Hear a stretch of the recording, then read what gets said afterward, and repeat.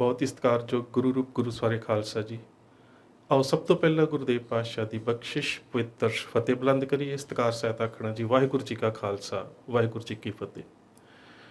ਇਹਦੇ ਵਿੱਚ ਕੋਈ ਸ਼ੱਕ ਨਹੀਂ ਕਿ ਪਿਛਲੇ ਕੁਝ ਦਿਨਾਂ ਤੋਂ ਇੱਕ ਸਭ ਤੋਂ ਵੱਡੀ ਜਿਹੜੀ ਅਹਿਮ ਖਬਰ ਬਣੀ ਹੋਈ ਹੈ, ਜਿਹਦਾ ਸੰਬੰਧ ਵੀ ਕਹਿ ਸਕਦੇ ਹਾਂ ਕਿ ਪੰਜਾਬ ਦੇ ਵਿੱਚ ਵਾਪਰੇ ਇੱਕ ਦੁਖਾਂਤ ਦੇ ਨਾਲ ਹੈ। ਮੇਰਾ ਕਹਿਣ ਤੋਂ ਭਾਵ ਹੈ ਕਿ ਸ਼ੁਭਦੀਪ ਸਿੰਘ ਸਿੱਧੂ, ਜਾਂ ਜਿਸ ਨੂੰ ਸੰਗੀਤ ਦੀ ਦੁਨੀਆ ਦੇ ਵਿੱਚ ਸਿੱਧੂ ਮੂਸੇਵਾਲਾ ਦੇ ਨਾਮ ਦੇ ਨਾਲ ਜਾਣਿਆ ਜਾਂਦਾ ਹੈ, ਉਸ ਦਾ ਦਰਦਨਾਕ ਕਤਲ ਜਾਂ ਫਿਰ ਉਸ ਦੀ ਜ਼ਿੰਦਗੀ ਦਾ ਦਰਦਨਾਕ ਅੰਤ, ਉਸ ਦੀ ਗਾਇਕੀ ਜਾਂ ਫਿਰ ਪਿਛਲੇ ਸਮੇਂ ਦੇ ਵਿੱਚ ਵਾਪਰੇ ਹੋਏ ਵਰਤਾਰਿਆਂ ਦੇ ਨਾਲ ਸਹਿਮਤ ਜਾਂ ਅਸਹਿਮਤ ਹੋਣਾ, ਹਰ ਇੱਕ ਦਾ ਆਪਣਾ ਇੱਕ, ਮੈਂ ਸੋਚਦਾ ਹਾਂ ਕਿ ਇੱਕ ਨਿੱਜੀ ਜਿਹੜਾ ਉਹ ਹੱਕ ਰਹਿ ਜਾਂਦਾ ਹੈ ਕਿ ਹੋ ਸਕਦਾ ਮੈਂ ਵੀ ਉਸ ਦੇ ਗਾਣਿਆਂ ਦੇ ਨਾਲ ਪਿਛਲੇ ਜਿਹੜੇ ਸੀ ਉਹਨਾਂ ਦੇ ਨਾਲ ਨਾ ਸਹਿਮਤ ਹੋਵਾਂ, ਜਾਂ ਫਿਰ ਉਸ ਦੀ ਜ਼ਿੰਦਗੀ ਦੇ ਸਫ਼ਰ ਦੇ ਦੌਰਾਨ ਜਿਹੜਾ ਉਹਦਾ ਸਫ਼ਰ ਹਯਾਤੀ ਰਿਹਾ ਉਹਦੇ ਵਿੱਚ ਮੈਂ ਉਸ ਨੂੰ ਨਾ ਸੁਣਿਆ ਹੋਵੇ। ਪਰ ਮੈਂ ਬਾਅਦ ਦੇ ਵਿੱਚ ਜਿੰਨਾ ਕੁ ਸੁਣਿਆ, ਮੈਨੂੰ ਇੰਝ ਲੱਗਾ ਕਿ ਕਿਤੇ ਨਾ ਕਿਤੇ ਪੰਜਾਬ ਦਾ ਜਿਹੜਾ ਇੱਕ ਖਾਸ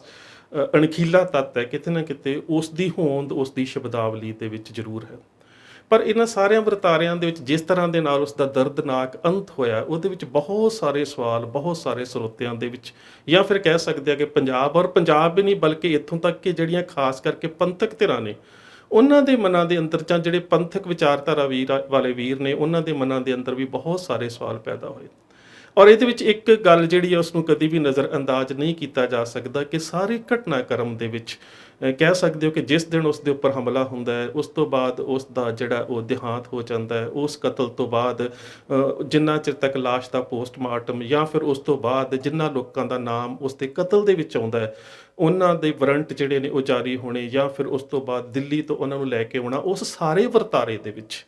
ਜਿਹੜੀ ਸਾਡੇ ਕੁਛ, ਮੈਂ ਸਾਰੇ ਮੀਡੀਆ ਨੂੰ ਦੋਸ਼ ਨਹੀਂ ਦਿੰਦਾ, ਪਰ ਕੁਛ ਮੀਡੀਆ ਹਾਊਸ ਇਵੇਂ ਦੇ ਰਹੇ ਨੇ ਜਿਨ੍ਹਾਂ ਦੀ ਕਹਿ ਸਕਦੇ ਹੋ ਕਿ ਭੂਮਿਕਾ ਬਹੁਤ ਹੀ ਦੋਇਮ ਦਰਜੇ ਦੀ, ਜਾਂ ਕਹਿ ਸਕਦੇ ਹਾਂ ਕਿ ਬਹੁਤ ਨੀਵੇਂ ਦਰਜੇ ਦੀ ਭੂਮਿਕਾ ਰਹੀ ਹੈ। ਮੈਨੂੰ ਯਾਦ ਹੈ, ਮੈਂ ਉਸ ਦਿਨ ਵੇਖ ਰਿਹਾ ਸੀ ਕਿ ਅਜੇ ਮ੍ਰਿਤਕ ਦੇ ਘਰ ਨਹੀਂ ਸੀ ਆਈ ਤੇ ਜਿਹੜੇ ਉਹਦੇ ਰਿਸ਼ਤੇਦਾਰ ਜਾਂ ਫਿਰ ਉਹਦੇ ਹਮਦਰਦ ਘਰ ਦੇ ਵਿੱਚ ਪਹੁੰਚ ਰਹੇ ਸੀ, ਉਹਨਾਂ ਦੇ ਮੂੰਹ ਦੇ ਵਿੱਚ ਮਾਈਕ ਦੇ ਦੇ ਕੇ ਪੁੱਛਿਆ ਜਾ ਰਿਹਾ ਸੀ, ਤੁਹਾਨੂੰ ਕਿਵੇਂ ਮਹਿਸੂਸ ਹੋ ਰਿਹਾ ਜੀ ਅੱਜ। ਔਰ ਇੱਥੋਂ ਤੱਕ ਕਿ ਮੈਨੂੰ ਯਾਦ ਹੈ ਇੱਕ ਗਾਇਕਾ ਨੇ ਕਹਿ ਵੀ ਦਿੱਤਾ ਕਿ ਸਾਡੇ ਕੋਲ ਗੱਲਾਂ ਕਰਨ ਦੀ ਹਿੰਮਤ ਨਹੀਂ ਹੈਗੀ, ਸਾਡੇ ਕੋਲ ਹੌਸਲਾ ਨਹੀਂ ਹੈਗਾ, ਅਸੀਂ ਇੰਨੇ ਦਰਦ ਦੇ ਵਿੱਚ ਜਿਹੜਾ ਉਹ ਭਿੱਜੇ ਹੋਏ ਹਾਂ ਵੀ ਅਸੀਂ ਉਸ ਦੀ ਕੋਈ ਗੱਲ ਨਹੀਂ ਕਰ ਸਕਦੇ। ਸੋ ਇਹਦੇ ਵਿੱਚ ਮੈਨੂੰ ਇੰਝ ਲੱਗਾ ਕਿ ਜਿਹੜੀ ਮੀਡੀਆ ਦੀ ਸੰਜੀਦਗੀ ਸੀ, ਇਸ ਵਾਰੀ ਉਹਦੇ ਉੱਪਰ ਇੱਕ ਬਹੁਤ ਵੱਡਾ ਸਵਾਲੀਆ ਚਿੰਨ੍ਹ ਪੈਦਾ ਹੋਇਆ।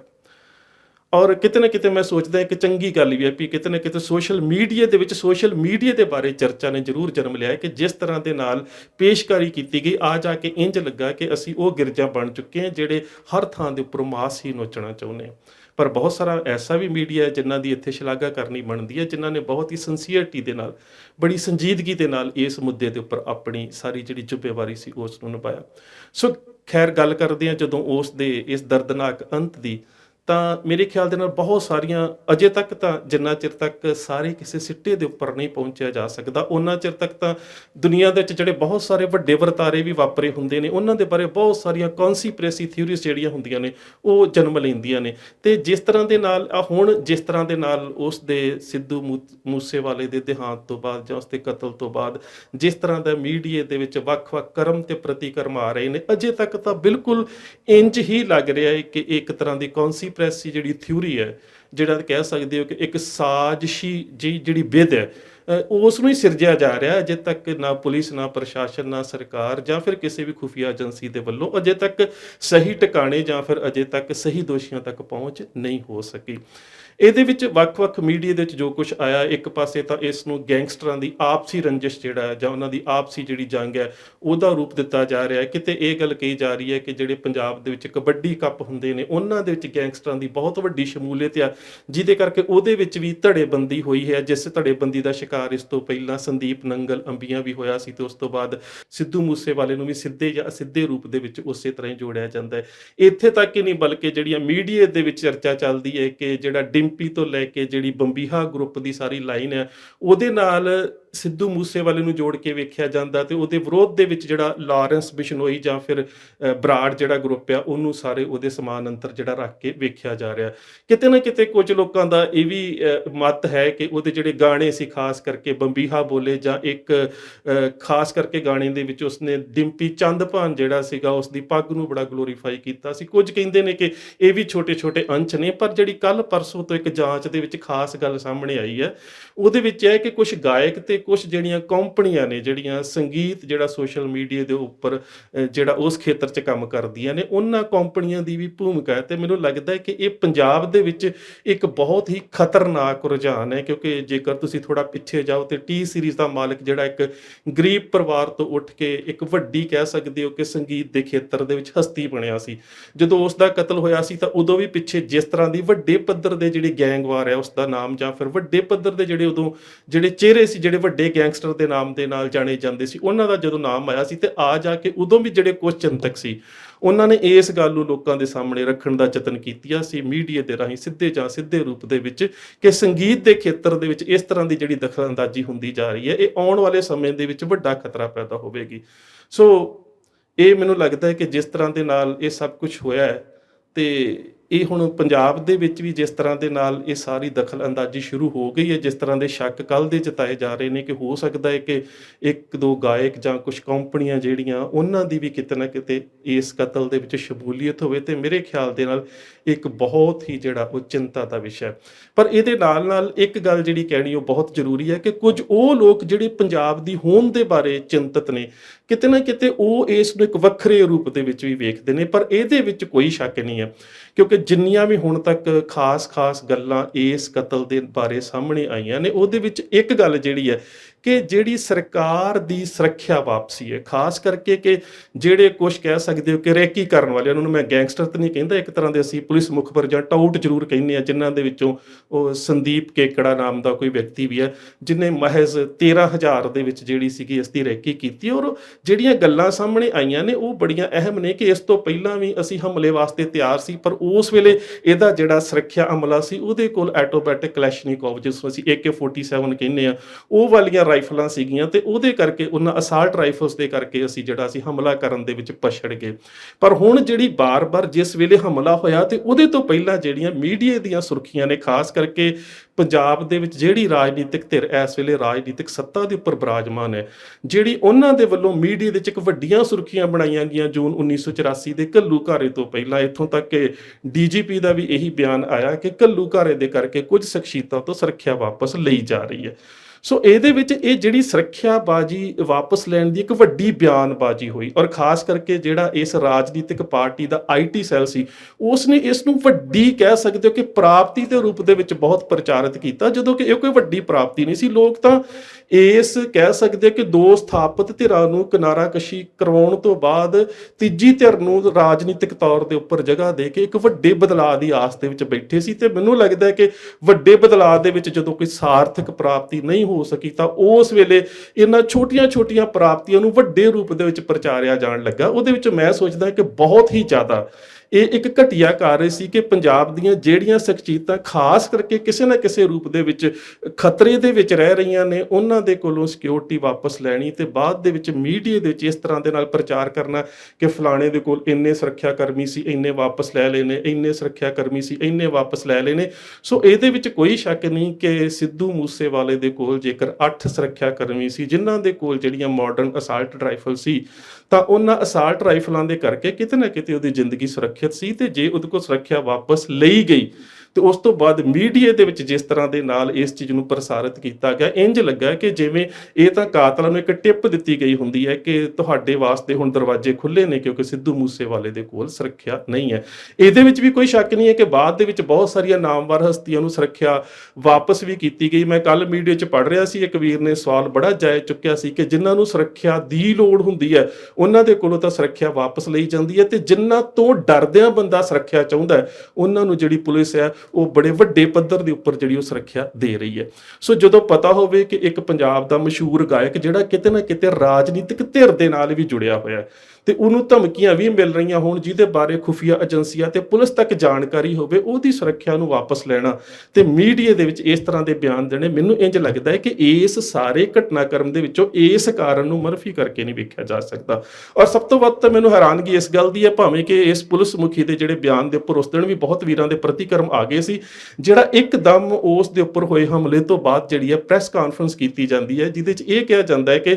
ਇਸ ਹਮਲੇ ਦੇ ਵਿੱਚ ਇੱਕ ਬਹੁਤ ਹੀ ਹੀ ਜ਼ਿਆਦਾ ਸਫਿਸਟੀਕੇਟਡ ਵੈਪਨ ਜਿਹੜਾ ਰਸ਼ੀਆ ਦਾ ਬਣਿਆ ਹੋਇਆ AN-94 ਜਿਹਦਾ ਬੋਰ ਜਿਹੜਾ 5.45 ਹੈ ਉਹ ਵਰਤਿਆ ਗਿਆ। ਉਹ ਜਿਹੜੇ ਸ਼ੈੱਲ ਨੇ ਉਹਨਾਂ ਤੇ ਅੰਦਾਜ਼ਾ ਲਗਾਇਆ ਗਿਆ ਹੈ। ਹੁਣ ਇਹਦੇ ਵਿੱਚ ਇੱਕ ਸਵਾਲ ਜਿਹੜਾ ਸੀਗਾ ਉਹ ਬਹੁਤ ਹੀ ਜ਼ਿਆਦਾ ਕਹਿ ਸਕਦੇ ਹੋ ਕਿ ਗੰਭੀਰਤਾ ਦੇ ਨਾਲ ਸੋਚਣ ਦੀ ਲੋੜ ਸੀ ਕਿ ਇੰਨਾ ਸਟੀਕ ਬਿਆਨ ਜਿਹੜਾ ਕਿ ਇਸ ਵੈਪਨ ਦੀ ਵਰਤੋਂ ਹੋਈ ਉਹ ਕਿਸ ਆਧਾਰ ਦੇ ਉੱਪਰ ਦਿੱਤਾ ਗਿਆ ਹੈ, ਜਦੋਂ ਕਿ ਪੰਜਾਬ ਦੇ ਵਿੱਚ ਤਕਰੀਬਨ 1984 ਤੋਂ ਲੈ ਕੇ 1992 ਤੱਕ ਜਿਹੜਾ ਸਿੱਖ ਸੰਘਰਸ਼ ਦਾ ਸਿਖਰ ਰਿਹਾ ਹੈ ਉਹਦੇ ਵਿੱਚ ਬਹੁਤ ਜਗ੍ਹਾ ਦੇ ਉੱਪਰ AK-74 ਜਿਹੜੀ ਆ ਵਰਤੀ ਗਈ ਹੈ। AK-47 ਤੇ 74 ਦੇ ਵਿੱਚ ਜਿਹੜਾ ਕਾਰਟ੍ਰਿਜ ਦਾ ਜਿਹੜਾ ਸਾਈਜ਼ ਹੈ ਉਹਦਾ ਅੰਤਰ ਹੁੰਦਾ ਹੈ ਕਿ 47 ਦਾ ਜਿਹੜਾ ਕਾਰਟ੍ਰਿਜ ਸਾਈਜ਼ ਹੈ ਜਿਸ ਨੂੰ ਅਸੀਂ ਕਾਰਤੂਸ ਕਹਿੰਦੇ ਆ 7.62 ਹੁੰਦਾ ਹੈ ਤੇ 74 ਦਾ ਜਿਹੜਾ 5.45 ਹੁੰਦਾ ਹੈ। ਸੋ ਕਾਰਤੂਸ ਦਾ ਜਿਹੜਾ ਇੱਕ ਸ਼ੈੱਲ ਜਿਹੜਾ ਹੈ ਉਹਦੇ ਤੋਂ ਇਹ ਅੰਦਾਜ਼ਾ ਪੁਖਤਾ ਜਾਣਕਾਰੀ ਦੇ ਦੇਣੀ ਕਿ ਇਹ AN-94 ਹੈ, ਹੋ ਸਕਦਾ AK-74 ਵੀ ਹੋਵੇ, ਕਿਉਂਕਿ AN-94 ਦੇ ਬਾਰੇ ਜਿਹੜੀ ਰਸ਼ੀਆ ਦੀ ਕਹਿ ਸਕਦੇ ਹੋ ਕਿ ਬਣੀ ਹੋਈ ਇੱਕ ਬਹੁਤ ਹੀ ਜ਼ਿਆਦਾ ਆਧੁਨਿਕ ਰਾਈਫਲ ਹੈ, ਉਹਦੇ ਬਾਰੇ ਤੇ ਕਿਹਾ ਜਾਂਦਾ ਕਿ ਬਹੁਤ ਘੱਟ ਗਿਣਤੀ ਦੇ ਵਿੱਚ ਉਹ ਦੁਨੀਆ ਦੇ ਵਿੱਚ ਨਹੀਂ, ਪਰ ਇੰਨਾ ਜਿਹੜਾ ਸਟੀਕ ਬਿਆਨ ਹੈ ਉਹ ਸਰਕਾਰ ਨੇ ਤੇ ਪ੍ਰਸ਼ਾਸਨ ਨੇ ਕਿਵੇਂ ਦੇ ਦਿੱਤਾ ਕਿ ਜਿਹੜੀ ਰਾਈਫਲ ਨੂੰ ਸਪੈਸ਼ਲ ਪਰਪਸ ਵੈਪਨ ਜਿਹੜਾ ਉਹ ਗਿਣਿਆ ਜਾਂਦਾ ਹੈ, ਗਿਣਤੀ ਬਹੁਤ ਘੱਟ ਹੈ ਔਰ ਜਿਸ ਸੂਬੇ ਦੇ ਵਿੱਚ ਵਰਤੀ ਜਾ ਰਹੀ ਹੈ ਉਹਦਾ 50 ਕਿਲੋਮੀਟਰ ਦਾ ਜਿਹੜਾ ਬਾਰਡਰ ਦਾ ਘੇਰਾ ਉਹ ਸਾਰਾ ਸੁਰੱਖਿਆ ਦਲਾਂ ਨੂੰ ਤੇ ਨੀਮ ਸੁਰੱਖਿਆ ਦਲਾਂ ਨੂੰ ਦਿੱਤਾ ਹੋਇਆ ਹੈ। ਇਹਦੇ ਨਾਲ ਤਾਂ ਸਾਰੇ ਹੀ ਪੰਜਾਬ ਦੇ ਇਸ ਕਹਿ ਸਕਦੇ ਹੋ ਕਿ ਸੁਰੱਖਿਆ ਘੇਰੇ ਦੇ ਉੱਪਰ ਹੀ ਸਵਾਲ ਪੈਦਾ ਹੋਇਆ ਹੈ ਕਿ ਇਸ ਤਰ੍ਹਾਂ ਦੇ ਜਿਹੜੇ ਹਥਿਆਰ ਨੇ ਪੰਜਾਬ ਦੇ ਵਿੱਚ ਆਏ ਕਿਸ ਤਰ੍ਹਾਂ ਦੇ ਨਾਲ, ਤੇ ਸਾਰੀ ਕਾਰਵਾਈ ਕਰਨ ਤੋਂ ਬਾਅਦ ਜਿਹੜੇ ਕਾਤਲ ਸੀ ਉਹਨਾਂ ਹਥਿਆਰਾਂ ਨੂੰ ਪੰਜਾਬ ਤੋਂ ਬਾਹਰ ਸੁਰੱਖਿਅਤ ਢੰਗ ਦੇ ਨਾਲ ਲੈ ਕੇ ਕਿਵੇਂ ਗਏ। ਸੋ ਇਹ ਆਪਣੇ ਆਪ ਦੇ ਵਿੱਚ ਸਭ ਤੋਂ ਅਹਿਮ ਹੈ। ਤੇ ਕੁਝ ਲੋਕਾਂ ਦੀਆਂ ਵੱਖ-ਵੱਖ ਰਾਏ ਜਿਹੜੀਆਂ ਨੇ ਉਹ ਵੱਖ-ਵੱਖ ਹੀ ਨੇ। ਕੁਝ ਲੋਕ ਜਦੋਂ ਸਿੱਧੂ ਮੂਸੇਵਾਲੇ ਦੀ ਇਸ ਵਾਪਰੇ ਹੋਏ ਦਰਦਨਾਕ ਅੰਤ ਦੀ ਗੱਲ ਕਰਦੇ ਨੇ ਤੇ ਉਹਦੇ ਨਾਲ ਜਿਹੜੇ ਖਾਸ ਕਰਕੇ ਸਰਕਾਰੀ ਪੱਖ ਦੇ ਨਾਲ ਜੁੜੇ ਹੋਏ ਲੋਕ ਨੇ ਕਹਿੰਦੇ ਨੇ ਕਿ ਇਸ ਤੋਂ ਪਹਿਲਾਂ ਚਮਕੀਲਾ ਜਾਂ ਫਿਰ ਦਿਲਸ਼ਾਦ ਅਖਤਰ ਜਿਹੜਾ ਉਹਨਾਂ ਨੂੰ ਵੀ ਇਸ ਤਰ੍ਹਾਂ ਦੀ ਕਹਿ ਸਕਦੇ ਹੋ ਕਿ ਘਟਨਾਕ੍ਰਮ ਦਾ ਸ਼ਿਕਾਰ ਹੋਣਾ ਪਿਆ। ਜਦੋਂ ਕਿ ਮੈਂ ਇਹ ਬਾਰ-ਬਾਰ ਬਹੁਤ ਥਾਵਾਂ ਤੇ ਮੈਂ ਲਿਖ ਕੇ ਵੀ ਕਹਿ ਚੁੱਕਾ ਹਾਂ ਕਿ ਸ਼ੁਭਦੀਪ ਸਿੰਘ ਦੇ ਉੱਪਰ ਹੋਏ ਹਮਲੇ ਦੇ ਵਿੱਚ ਚਮਕੀਲੇ ਤੇ ਦਿਲਸ਼ਾਦ ਅਖਤਰ ਦੇ ਹਮਲੇ ਦੇ ਵਿੱਚ ਆਪਸ ਦੇ ਵਿੱਚ ਕਿਤੇ ਵੀ ਸੁਮੇਲ ਨਹੀਂ ਬਣਦਾ। ਇਹਨਾਂ ਸਾਰਿਆਂ ਦੇ ਵਿੱਚ ਕੋਹਾਂ ਦਾ ਅੰਤਰ ਹੈ। ਦਰਅਸਲ ਅਮਰ ਸਿੰਘ ਚਮਕੀਲਾ ਜਿਹੜਾ ਪੰਜਾਬੀ ਗਾਇਕ ਸੀ ਉਸ ਦੇ ਉੱਪਰ ਜਿਸ ਵੇਲੇ ਹਮਲਾ ਕੀਤਾ ਗਿਆ ਤਾਂ ਉਸ ਵੇਲੇ ਪੰਜਾਬ ਦੇ ਵਿੱਚ ਸਿੱਖ ਸੰਘਰਸ਼ ਜਿਹੜਾ ਸਿਖਰ ਦੇ ਉੱਪਰ ਸੀ ਤੇ ਉਹਦੇ ਵੱਲੋਂ ਜਿਸ ਤਰ੍ਹਾਂ ਦੇ ਗਾਣੇ ਜਾਂ ਫਿਰ ਜਿਸ ਤਰ੍ਹਾਂ ਦੀ ਉਹਦੀ ਜਿਹੜੀ ਕਹਿ ਸਕਦੇ ਹੋ ਕਿ ਗੱਲਬਾਤ ਲੋਕਾਂ ਦੇ ਸਾਹਮਣੇ ਆ ਰਹੀ ਸੀ ਉਹਦੇ ਬਾਰੇ ਜਿਹੜੀਆਂ ਪੰਜਾਬ 'ਚ ਵਿਚਰ ਰਹੀਆਂ ਖਾੜਕੂ ਧਿਰਾਂ ਸੀ ਉਹਨਾਂ ਨੇ ਉਹਨੂੰ ਲਿਖਤੀ ਤੌਰ ਤੇ ਜਾਂ ਵਿੱਚ ਕੁਝ ਵਿਚੋਲੇ ਪਾ ਕੇ ਬਹੁਤ ਵਾਰੀ ਸਮਝਾਉਣ ਦਾ ਯਤਨ ਕੀਤਾ, ਜਿੱਥੇ ਕੁਝ ਥਾਵਾਂ ਤੇ ਉਸਨੇ ਸਹਿਮਤੀ ਵੀ ਪ੍ਰਗਟਾਈ ਕਿ ਅੱਗੇ ਤੋਂ ਮੈਂ ਇਹਨਾਂ ਗੱਲਾਂ ਦਾ ਖਿਆਲ ਰੱਖਾਂਗਾ, ਪਰ ਉਸਨੇ ਉਹ ਆਪਣੀਆਂ ਕਾਰਵਾਈਆਂ ਜਾਰੀ ਰੱਖੀਆਂ ਤੇ ਜਿਹਦੇ ਕਰਕੇ ਫਿਰ ਜਿਹੜਾ ਸੀ ਇਹ ਕਦਮ ਜਿਹੜਾ ਸੀ ਉਹ ਖਾੜਕੂ ਜਥੇਬੰਦੀਆਂ ਨੇ ਚੁੱਕਿਆ। ਔਰ ਇਹਦੇ ਬਾਰੇ ਬਹੁਤ ਸਾਰੀ ਜਾਣਕਾਰੀ ਸਾਡੇ ਵਿਦੇਸ਼ਾਂ ਦੇ ਵਿੱਚ ਬੈਠੇ ਵੀਰ ਬੜੇ ਪੁਖਤਾ ਤਰੀਕੇ ਦੇ ਨਾਲ ਉਹ ਜਿਹੜੀ ਸਾਂਝੀ ਕਰ ਚੁੱਕੇ ਨੇ। ਜਿੱਥੋਂ ਤੱਕ ਦਿਲਸ਼ਾਦ ਅਖਤਰ ਦੇ ਕਤਲ ਦੀ ਗੱਲ ਹੈ, ਉਹ ਤਾਂ ਇੱਕ ਵਿਆਹ ਦੇ ਵਿੱਚ ਆਪਣੇ ਗਾਇਕੀ ਦੇ ਵਾਸਤੇ ਆਇਆ ਸੀ, ਜਿੱਥੇ ਇੱਕ ਸ਼ਰਾਬੀ ਪੁਲਿਸ ਅਫੀਸਰ ਨੇ ਸ਼ਾਇਦ ਆਪਣਾ ਪਸੰਦੀਦਾ ਗਾਣਾ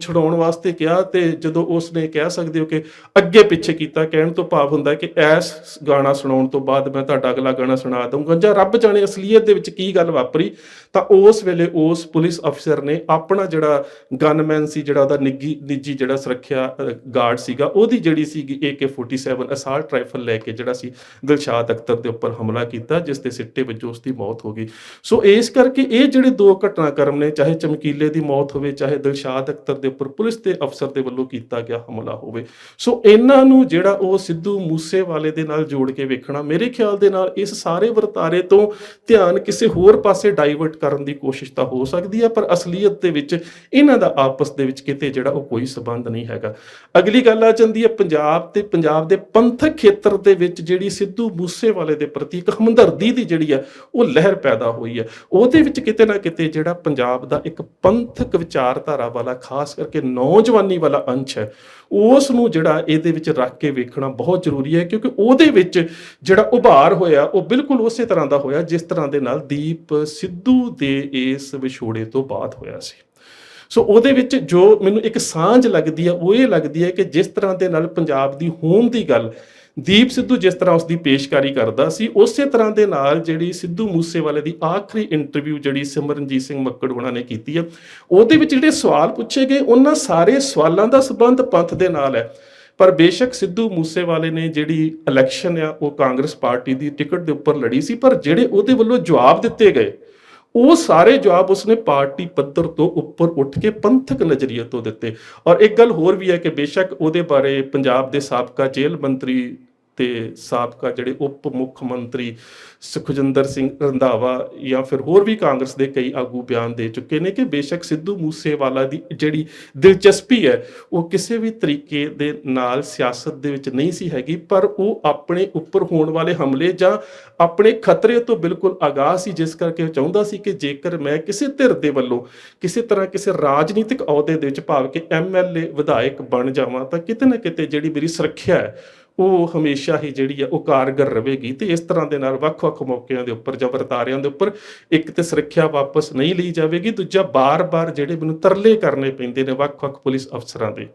ਉਹ ਨਹੀਂ ਕਰਨੇ ਪੈਣਗੇ ਸੁਰੱਖਿਆ ਲੈਣ ਦੇ ਵਾਸਤੇ। ਸੋ ਇਹ ਵੀ ਇੱਕ ਅਹਿਮ ਕਾਰਨ ਸੀ। ਤੇ ਉਸ ਇੰਟਰਵਿਊ ਦੇ ਵਿੱਚ ਜਿਹੜੇ ਸ਼ਸਤਰਾਂ ਦੇ ਬਾਰੇ ਸਵਾਲ ਪੁੱਛਿਆ ਗਿਆ ਕਿ ਅਕਾਲ ਤਖਤ ਸਾਹਿਬ ਦੇ ਜਥੇਦਾਰ ਨੇ ਬਿਆਨ ਦਿੱਤਾ ਕਿ ਸਿੱਖਾਂ ਨੂੰ ਜਿਹੜੇ ਮਾਡਰਨ ਹਥਿਆਰ ਨੇ ਉਹਨਾਂ ਦੀ ਟ੍ਰੇਨਿੰਗ ਲੈਣੀ ਚਾਹੀਦੀ ਹੈ, ਉਹਨਾਂ ਦੀ ਸਿਖਲਾਈ ਲੈਣੀ ਚਾਹੀਦੀ ਹੈ, ਸ਼ਸਤਰ ਵਿੱਦਿਆ ਦੇ ਅਖਾੜੇ ਹੋਣੇ ਚਾਹੀਦੇ ਨੇ ਜਾਂ ਅੱਜ ਦੇ ਹਿਸਾਬ ਦੇ ਨਾਲ ਸ਼ੂਟਿੰਗ ਰੇਂਜ ਹੋਣੀਆਂ ਚਾਹੀਦੀਆਂ। ਤਾਂ ਉਸ ਵੇਲੇ ਜਿਹੜਾ ਜਵਾਬ ਦਿੱਤਾ ਸੀਗਾ ਸ਼ੁਭਦੀਪ ਸਿੰਘ ਸਿੱਧੂ ਨੇ ਬਹੁਤ ਵਧੀਆ ਸੀ ਕਿ ਪੰਜਾਬ ਦੀਆਂ ਪਰੰਪਰਾਵਾਂ ਦੇ ਵਿੱਚ ਸ਼ਾਸਤਰ ਦੇ ਨਾਲ ਜਿਹੜੀ ਸ਼ਸਤਰ ਦੀ ਸੁਮੇਲਤਾ ਹੈ ਇਸ ਨੂੰ ਵੱਖ ਕਰਕੇ ਨਹੀਂ ਵੇਖਿਆ ਜਾ ਸਕਦਾ। ਔਰ ਖਾਸ ਕਰਕੇ ਇੱਕ ਬਾਰਡਰ ਦਾ ਖਿੱਤਾ ਜਿੱਥੇ ਹਰ ਸਮੇਂ ਹਮਲੇ ਦਾ ਖਤਰਾ ਜਿਹੜਾ ਉਹ ਬਣਿਆ ਰਹਿੰਦਾ ਹੈ, ਜਾਂ ਫਿਰ ਪੰਜਾਬ ਦੇ ਲੋਕਾਂ ਦੀ ਜਿਹੜੀ ਇੱਕ ਆਪਸੀ ਅਣਖ ਹੈ ਜਿਹਦੇ ਵਿੱਚ ਬਹੁਤ ਸਾਰੀਆਂ ਧੜੇਬੰਦਕ ਲੜਾਈਆਂ ਵੀ ਪੈਦਾ ਹੁੰਦੀਆਂ ਨੇ, ਉਸ ਮੌਕੇ ਉਸ ਕੌਮੀਅਤ ਜਾਂ ਉਸ ਖਿੱਤੇ ਦੇ ਵਿੱਚੋਂ ਸ਼ਸਤਰ ਨੂੰ ਮਨੁੱਖਤਾ ਦੇ ਨਾਲੋਂ ਵੱਖ ਕਰਕੇ ਨਹੀਂ ਵੇਖਿਆ ਜਾ ਸਕਦਾ। ਔਰ ਉੱਥੇ ਉਹਨੇ ਬੇਸ਼ੱਕ ਉਸ ਧਿਰ ਦੇ ਨਾਲ ਸੰਬੰਧਿਤ ਸੀ ਜਿਸ ਧਿਰ ਦੇ ਨਾਲ ਰਾਜਨੀਤਿਕ ਤੌਰ ਦੇ ਉੱਪਰ ਅਕਾਲ ਤਖਤ ਸਾਹਿਬ ਦੇ ਉੱਪਰ ਹਮਲੇ ਦਾ ਦੋਸ਼ ਲੱਗਦਾ ਹੈ, ਪਰ ਉਸ ਨੇ ਪਾਰਟੀ ਪੱਧਰ ਤੋਂ ਉੱਪਰ ਉੱਠ ਕੇ ਕਿਹਾ ਕਿ ਅਕਾਲ ਤਖਤ ਸਾਹਿਬ ਦੇ ਵੱਲੋਂ ਜਿਹੜਾ ਵੀ ਹੁਕਮ ਆਉਂਦਾ ਸਾਨੂੰ ਉਸ ਦਾ ਸਨਮਾਨ ਕਰਨਾ ਚਾਹੀਦਾ ਤੇ ਉਹਦੇ ਅਧੀਨ ਜਿਹੜਾ ਸਾਨੂੰ ਉਹ ਵਿਚਰਨਾ ਚਾਹੀਦਾ।